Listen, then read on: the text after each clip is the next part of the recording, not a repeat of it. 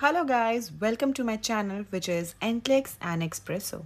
So today we will be learning about ECG rhythms. This is a very important topic for your NCLEX, and as nurses you do not need to know very deeply about your ECG. You just need to know the identification and the correct treatment. So we will be focused on only the things which you are necessarily required to learn and not in very depth. Okay, so if you are with me for this whole series, I guarantee you that you will be an expert in ECG identification. So let us start. So first we will see what how does the normal QRS complex looks like. Okay, so this is the normal PQRS complex. You can see a P wave, a R wave, P, Q, R, S and T. Now P denotes the atrial contraction and QRS, this whole complex, denotes the ventricular contraction. So the P denotes atrial contraction, so it is a little smaller, or you would say shorter, and QRS denotes the ventricular contraction. That is why it is a little higher or taller, we can say. So why? Because the ventriculars definitely have a more forceful contraction, which denotes the longer QRS complex. Okay. Now we can see there are certain important timelines in which these PR interval or QRS interval should be happening, but we need not to remember all of these in detail. There's only one single value which you should know, which is very important for your identification purposes, which is the PR. In this interval also, you should only remember that it should not be more than 0.2 seconds.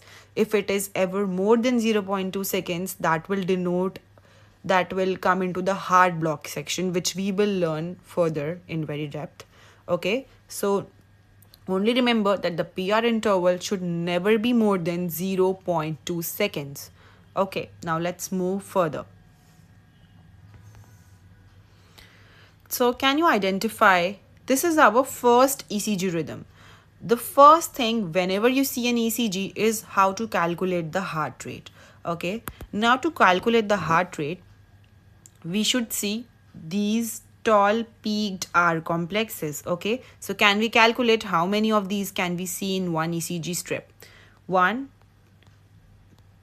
2, 3, 4, 5, 6, 7 and 8. That means 8. So let us calculate.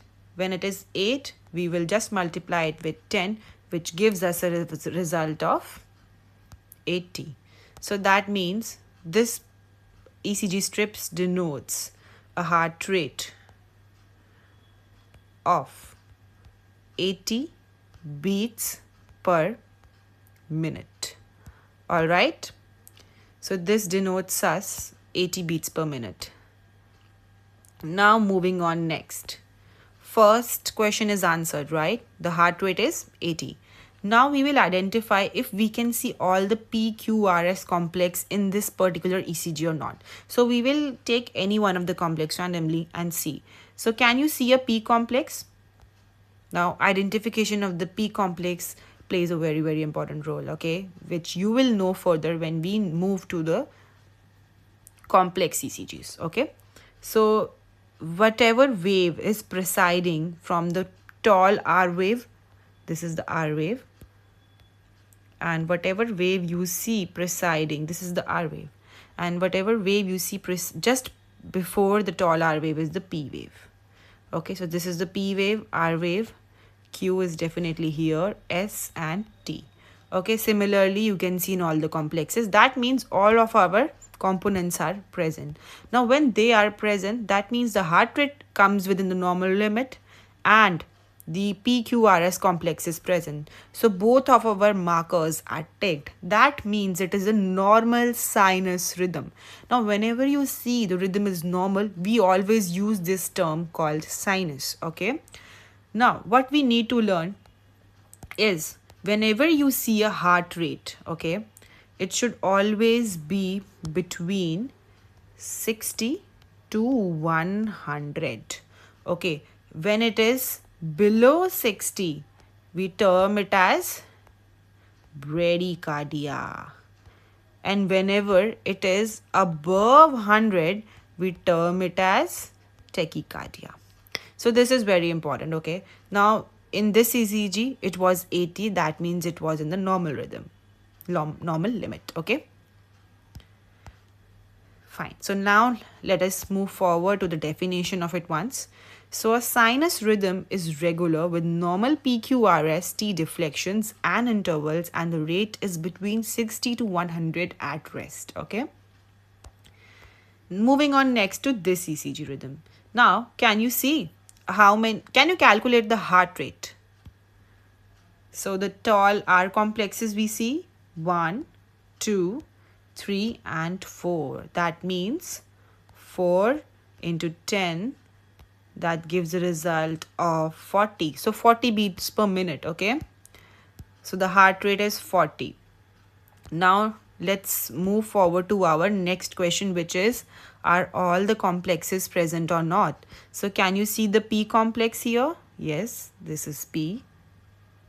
Okay, let me draw it nicely. This is P, Q, R, S and T. So all the complexes are present, right? So the second question is also answered. Now, the rhythm is normal. So what term will we use? We will use sinus. Secondly, the heart rate is normal. So it is it normal? It's bradycardia, right? So it is a sinus bradycardia. Now we will learn the definition. Sinus bradycardia is a sinus rhythm with a rate less than 60 beats per minute in an adult. All right. Next, see our next rhythm, which is, okay, now can we calculate the heart rate? 1, 2, 3, 4, 5, 6, 7, 8, 9, 10, 11, 12, 13, 14, 15, 16 and 17. That means the heart rate is 170 beats per minute. Now is it normal? No. So it is tachycardia. So as it is tachycardia, now the next question says to identify the rhythm. Now can you identify the P wave? Yeah, so these are the P waves. Never get confused if you see a widened or a very narrow structure. Just try to identify the P wave. The P wave plays the most important role, okay? So if we are able to identify the P wave, now whereas the R wave is also present and S and T, every wave is present, right? That means it is sinus. So it is sinus and tachycardia, right? So this is sinus tachycardia. Now let us learn the definition. Sinus tachycardia is a sinus rhythm with a greater than 100 beats per minute in an adult. Note that the P waves are still present. Now this is particularly mentioned that the P waves are still present. So this is very important to know. You will know the importance of the P wave once we move further. So this was about the 3 waves which we just learned about the sinus rhythms. So thank you very much, and we will see you in the next video for the other